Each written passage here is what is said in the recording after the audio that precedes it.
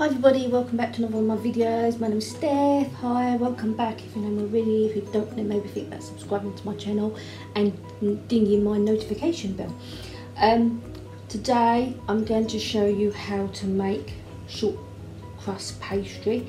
It's very simple. You can use it in lots and lots of recipes, from tarts to pies to quiches to Cornish pasties, whatever. It is a very versatile thing to be able to make. Don't need a lot of ingredients, so I'm going to show you how to make it. And yeah, let's go. For this recipe, you're going to need a large mixing bowl, some scales, okay, some margarine, or butter, and some plain flour. Also some water and some salt and pepper.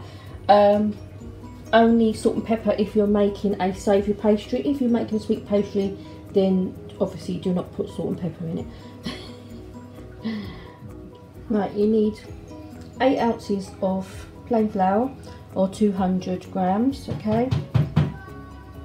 Then add your 4 ounces of butter, okay. We're going to turn it into breadcrumbs, okay, so by rubbing your fingers in it, turn it into breadcrumbs, and then we'll add the water. Mix the flour and the butter together until it does form a breadcrumbs like this, okay.